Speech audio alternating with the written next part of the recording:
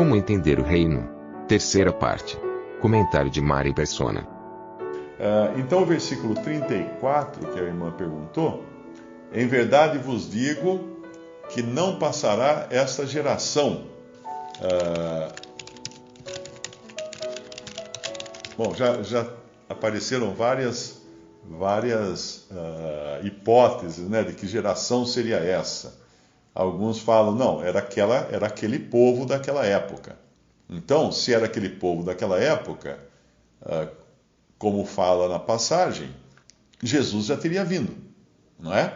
Porque aquela geração morreu, todas aquelas pessoas morreram. Outros acham que essa geração de que ele estava falando seria aquela de quando Israel voltasse para a terra, 1948. Tem alguns ainda hoje que apostam que seja esta a geração que verá a vinda do Senhor, ou seja, a mesma geração que estava viva em 1948 e já estão morrendo, né? Porque hoje eles estão na faixa dos 70 anos já, os que nasceram naquela época, os outros já morreram todos. Praticamente é difícil achar até hoje um desses que lutaram na Segunda Guerra Mundial, porque todos eles, quase todos, já estão mortos. Poderia significar também que é a geração dos judeus. Não, os judeus não desapareceriam, porque a palavra geração vem de gen, né? A palavra vem de gen. E pode ser, talvez, que essa seja a que funciona melhor, né? Porque os judeus não desapareceriam mesmo. E quando o Senhor Jesus vem, a profecia fala que eles verão aquele a quem crucificaram. Quem verá Jesus quando voltar? Quem verá Jesus que eles crucificaram? Certamente não são aqueles que estavam em volta da cruz, ali no monte da Caveira, no Monte Calvário, porque já morreram todos. Mas os judeus estarão aqui. Então, a geração que vem da palavra gen, ela continua aí. A geração dos judeus, da família dos judeus, da raça, da nação, ela continua aí.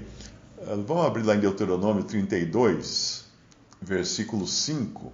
Ali diz assim, até o versículo... Bom, acho que até o final. Vamos lendo para ver até onde vai.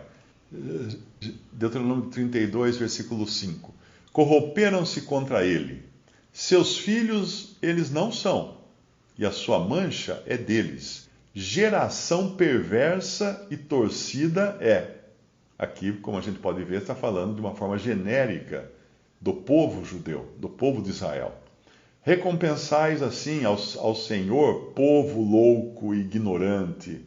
Não é ele teu pai que te adquiriu, te fez e te estabeleceu? Lembra-te dos dias da antiguidade, atenta para os anos de muitas gerações. Pergunta a teu pai, e ele te informará, aos teus anciãos, e eles te dirão, quando o Altíssimo distribuía as heranças às nações, quando dividia os filhos de Adão uns dos outros, pôs os termos dos povos conforme o número dos filhos de Israel. Eu perdi aqui 39. Porque a porção do Senhor é o seu povo, Jacó é a sua herança. Achou-o na terra do deserto e num ermo solitário cheio de uivos, trouxe-o ao redor, instruiu-o, guardou-o como a menina do seu olho. Então tudo deixa claro aqui que quando ele chama de geração, ali no começo, ele está falando dos judeus. Mais para frente ele vai falar, no versículo 18, esqueceste-te da rocha que te gerou, aí geração. Que rocha que gerou eles? O Senhor. E em esquecimento puseste o Deus que te formou. O que vendo o Senhor os desprezou, provocado a ira contra seus filhos e suas filhas, e disse, esconderei o meu rosto deles, e verei qual será o seu fim, porque são geração de perversidade, filhos em quem não há lealdade. A zelos me provocaram com aquilo que não é Deus, com as suas vaidades me provocaram a ira, portanto eu os provocarei a zelos com os que não são povo, com nação louca os despertarei a ira. porque um fogo se acendeu e etc, etc, etc. Então, essa geração de que está falando aqui eram os de Israel. Continuando em Deuteronômio 32, eu disse que por todos os cantos os espalharia, faria cessar a sua memória dentre os homens, se eu não receara a ira do inimigo para que os seus adversários o não estranhem e para que não digam a nossa mão está alta, o Senhor não fez tudo isso, porque são gente falta de conselhos e neles não há entendimento. E ele vai continua com todas as maldições, e ele fala que são geração perversa, filhos em que não há lealdade. Então essa é a geração que permaneceria até que o Senhor viesse estabelecer o seu reino. Então, sim, me corrija. Atos 2, 40. E com muitas outras palavras, isso testificava e os exortava, dizendo: salvai-vos desta geração perversa. Eu entendo também que é a geração dos maus israelitas, ou dos maus judeus, no caso que estava ali, né? A geração perversa está aí até hoje. Se você vai em Israel, tem uns vídeos no YouTube de uns cristãos tentando evangelizar nas ruas de Israel e saem tomando pedradas dos judeus. Os judeus começam a tirar pedras neles, porque os judeus ficam muito irados quando as pessoas falam do nome de Cristo em Jerusalém. Então, eu creio que essa geração é isso aí mesmo. Minha mãe é cristã, denominacional, entrou no quarto, ouviu um trecho da live e me perguntou o que o irmão acha do que está acontecendo hoje, pandemia. Ela é o tipo de cristã que qualquer coisa... Bom, a pandemia é uma pandemia como qualquer outra. Morreu nessa pandemia, eu acho que morreram 300 mil pessoas até agora, se não me engano. Nos Estados Unidos já chegou acho que a 100 mil, no Brasil está chegando a 30 mil pessoas.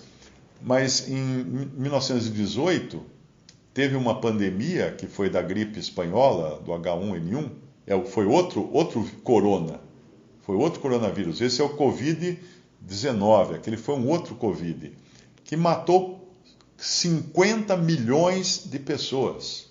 50 milhões de pessoas. Matou mais gente do que a Primeira Guerra Mundial, que tinha acabado naquele momento. E os soldados da Primeira Guerra Mundial, que foram contaminados com esses vírus, voltavam para os seus respectivos países, de navio na época, né, que era o transporte usual, e levavam o vírus. Então esse vírus se espalhou pelo mundo todo, inclusive até o Alasca. Tem cemitérios nas terras geladas do hemisfério norte, Alasca, também na Sibéria. Tem cemitérios que os que estão mortos no cemitério estão com vírus, o vírus congelado. Então ali, se alguém desenterrar esses caras, pode pegar o vírus, pode o vírus voltar à tona, porque ele foi congelado nessas terras que nunca descongelam, né? São terras geladas. Então esse vírus, na época, talvez não matasse tanta gente hoje, porque hoje a maioria das pessoas tem anticorpos que não havia na época. Mas quando pegou 50 milhões de pessoas, foi muito pior do que isso que nós estamos vendo hoje. Muito pior que a Segunda Guerra Mundial, muito pior que a Primeira Guerra Mundial. Então, essa pandemia não é o princípio das dores, não é a grande tribulação, porque tem um versículo que deixa isso muito claro, e eu acho que é Mateus 24 mesmo, quando diz que haverá uma tribulação tal como nunca houve e nem haverá. Quem lembra desse versículo? Nunca houve. Mateus 24, 21. Exato, obrigado. Mateus 24, versículo 21. Porque haverá então grande aflição, como nunca houve desde o princípio do mundo até agora, nem tampouco haverá jamais. Então pensa o seguinte, desde o princípio do mundo, o que já aconteceu? Aconteceu um dilúvio que matou todo mundo na face da terra e deixou uma família só viva. Quer dizer, não se pode comparar a pandemia desse vírus com o dilúvio, porque não se pode querer dizer que essa pandemia é a grande tribulação, é o final que vai quando Cristo está para voltar, não é? Porque não morreu o mundo inteiro ainda. não é? Então, não estamos, não se preocupe, nós não estamos nem nos selos de Apocalipse, nem nos cavalos de Apocalipse, nem nas taças de Apocalipse, porque o tempo da igreja na terra termina no final do capítulo 3 de Apocalipse. Tudo que vem depois não tem a ver com a igreja, exceto o capítulo 19, que vai mostrar a igreja já no céu.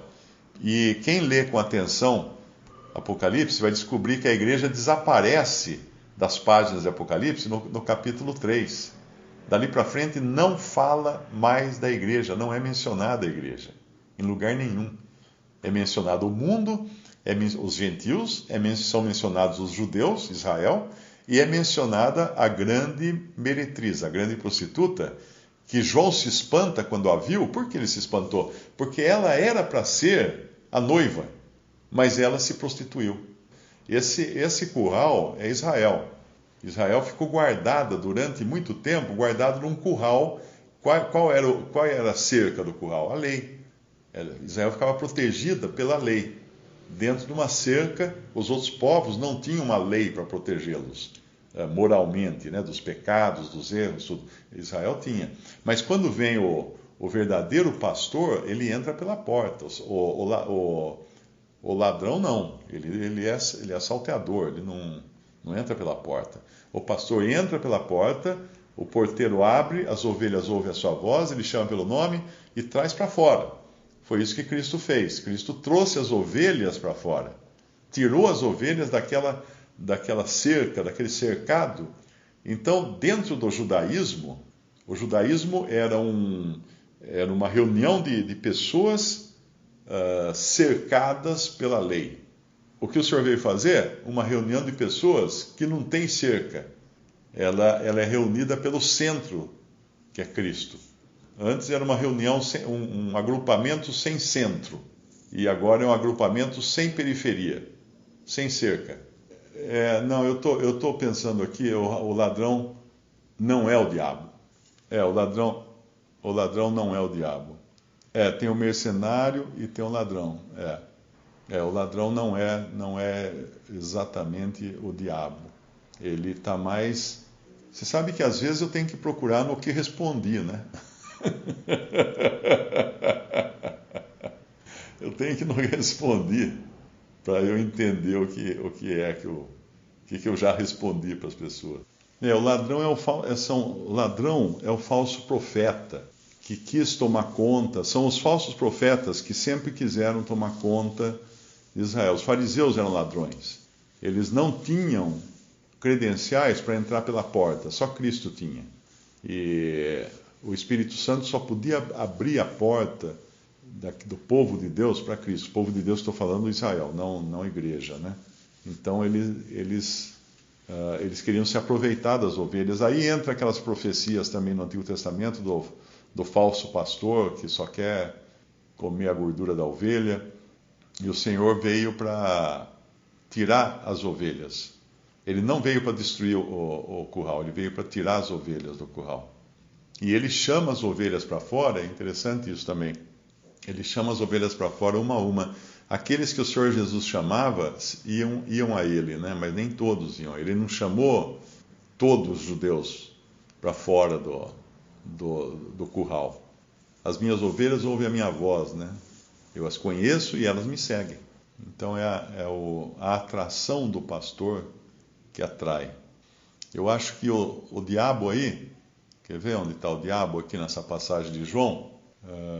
O diabo está no versículo 12. O mercenário que não é pastor, de quem não são as ovelhas, esse é aquele que quer cuidar das ovelhas em troca de lucro, né? Porque é mercenário. Mercenário é aquele soldado que vai para a guerra para ganhar dinheiro. O mercenário que não é pastor, de quem não são as ovelhas, vê vir o lobo e deixa as ovelhas e foge, o lobo as arrebata e dispersa. O lobo é o diabo. Então, colocando mais ou menos em ordem, o ladrão seriam os que ocupavam uma posição que não era deles, que não tinham credenciais para ocupar, de donos das ovelhas, porque eles não podiam entrar pela porta. Eles tinham que pular o muro para entrar. O lobo é o diabo.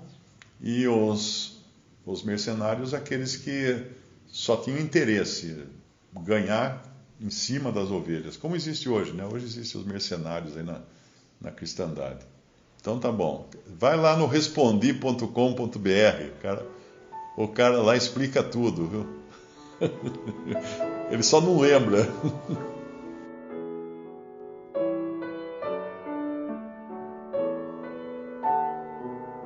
Visite respondi.com.br. Visite também 3minutos.net.